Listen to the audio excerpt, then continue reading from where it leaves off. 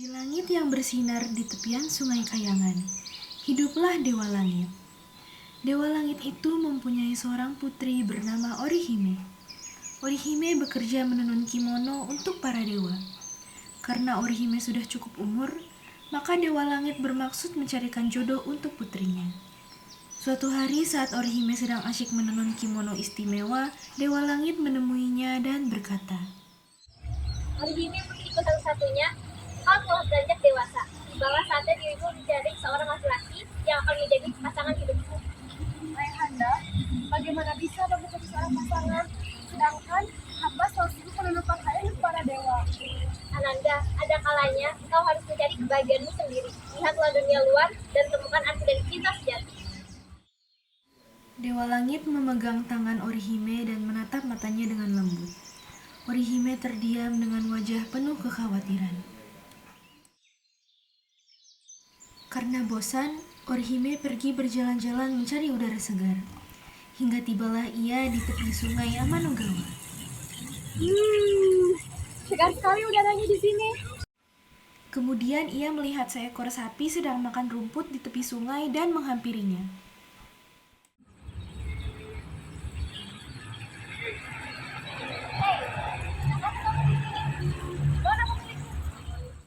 Tiba-tiba muncul suara ribut dari balik pohon.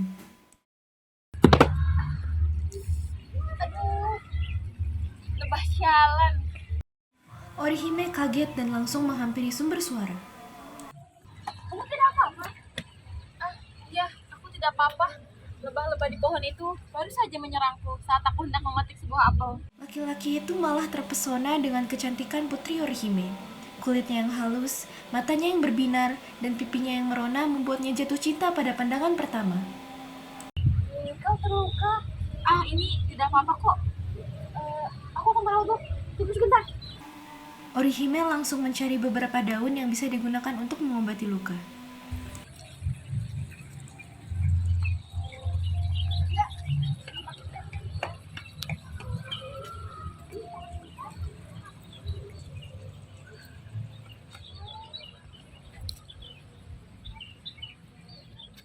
Siapa namamu? Aku Orihime, putri tunggal Dewa Langit. Lantas, siapa namamu? Aku Hikoboshi. Orihime mengobati luka itu dengan hati-hati. Di samping itu, Hikoboshi terus-menerus menatap wajah cantik Orihime. Di matanya tergambar sebuah ketulusan dan ketelitian. Ini semua berkat tangan putri Orihime yang terbiasa membuat kimono dengan perasaan yang tulus. Aduh. Maaf. Seperti apa kalau kuat menggosokku? Tidak akan kumaafkan. Kecuali kau mau menikah denganku. Kau tidak ingin berterima kasih kepadaku? Bagaimana caranya aku berterima kasih? Tinggallah denganku di sana dan menjadi pasangan yang berbahagia. Keduanya saling bertatapan, kemudian Orihime tersenyum sambil tersipu malu. Tanpa berlama-lama, Istana Kayangan segera menggelar pesta pernikahan putri Orihime dan Hikoboshi. Hari berganti bulan, bulan berganti tahun. Putri Orihime dan Hikoboshi hidup dalam kebahagiaan. Setiap hari mereka menjalin cinta setia tanpa adanya pertikaian. Darimu aku bisa merasakan kesungguhan hati, cinta yang sejati. Kamu dikirim Tuhan untuk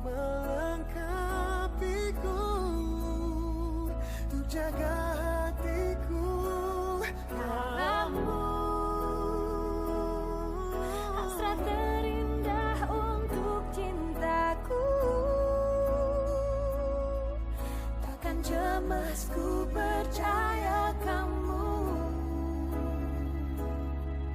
karena kau jaga tulus cintamu.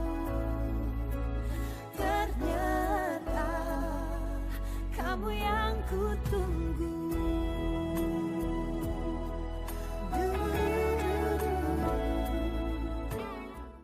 Namun mereka terlalu larut dalam kebahagiaan sehingga lupa akan kewajiban mereka. Suatu hari Dewa Angin menghampiri Dewa Langit sambil bertolak pinggang. Putri Orihime sudah tidak menenun lagi. Kimono kami menjadi rusak dan robek-robek. Tolong sampaikan kepada Orihime agar dia kembali menenun lagi. Belum selesai Dewa Angin berbicara, suara derap kaki seorang peternak memasuki istana dan semakin mendekat ke arah singgasana. Yang mulia Dewa Langit, Hikoboshi tidak mengurus sapi-sapinya lagi, sehingga sapi tersebut sakit. Tidak sedikit dari mereka yang akhirnya mati kelaparan. Hamba mohon ampun yang mulia. Mendengar hal itu, Dewa Langit terbelalak kaget. Ia menepuk dahinya sambil menggelengkan kepala atas kelakuan putri dan menantunya. Tidak lama setelah itu, Dewa Langit memerintahkan Putri Orihime dan Hikoboshi untuk menghadapnya di depan singgasana.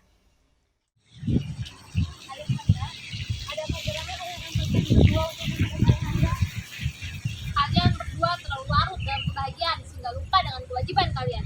Orihime tidak pernah menenun lagi. Hikoboshi tidak pernah merawat sapi-sapinya lagi. Yang kalian lakukan hanya bermain saja. Dewa Langit terdengar sangat marah. Ampuni kami yang mulia. Kami telah lalai. Ayahanda, maafkan kami. Aku mau lebih giat lagi menenun pakaian. Suara Putri Orihime bergetar memohon maaf kepada Dewa Langit. Sontak Dewa Langit terbangun dari singgasananya dan mengambil sebilah tongkat sihir yang hampir seukuran dengan tinggi badannya. Hei kalian berdua, tinggallah terpisah di sisi barat dan sisi timur Amanogawa.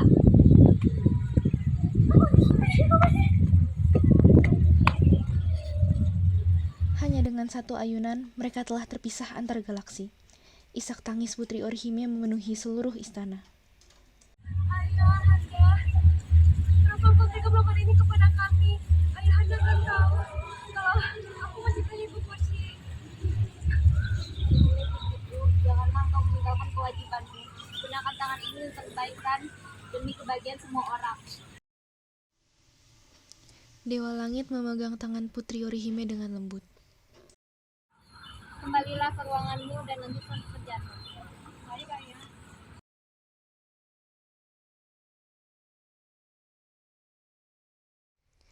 Putri Orihime akhirnya kembali menenun seperti biasa. Ia menjadi semakin rajin dan kimono-kimono buatannya menjadi semakin cantik. Meskipun di sisi lain, ia juga merasakan bahwa waktu berjalan terasa sangat lambat. Setiap malam, ia selalu memikirkan Hikoboshi, berdoa pada Tuhan agar suatu saat bisa dipertemukan kembali. Isak tangis sering terdengar setiap harinya. Aku ingin sekali bertemu dengan Hikoboshi. Aku rindu sekali. Cintanya pada Hikoboshi tak pernah pudar setitik pun. Melihat hal itu, Dewa Langit menjadi iba dan berkata, Putriku, kamu benar-benar ingin bertemu dengan Hikoboshi? Iya, Ayah. Aku ingin sekali bertemu dengannya. Kalau begitu, kamu boleh bertemu dengannya hanya sekali dalam setahun. Pada malam hari tanggal 7 bulan 7. Benar, Ayah. Terima kasih. Aku sangat senang sekali. raut gembira terlukis dengan jelas di wajah Putri Orihime. Begitupun Hikoboshi, ia bekerja keras mengembala sapi dan menantikan hari tersebut.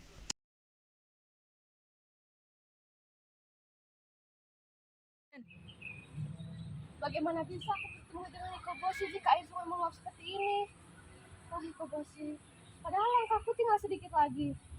Malam yang dinanti-nantikan pun tiba, tetapi saat itu turun hujan dan air sungai Amanogawa meluap sehingga Orihime tidak sempat menyeberang. Hikoboshi! Aku tidak bisa menyeberangi sungai ini, airnya meluap. Tenang saja Orihime, aku akan mencari cara agar kau bisa ke sini. Hikoboshi menoleh ke sana kemari mencari beberapa bilah ranting untuk dijadikan sebuah jembatan.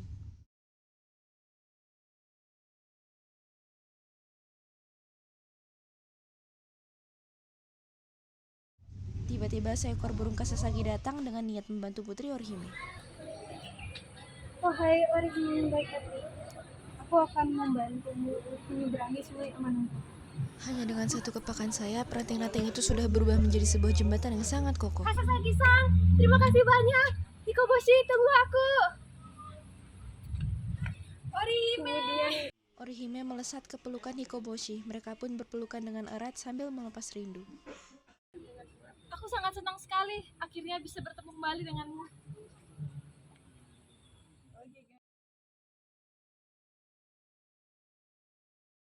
Kimi de しベースでさあ歩こうよ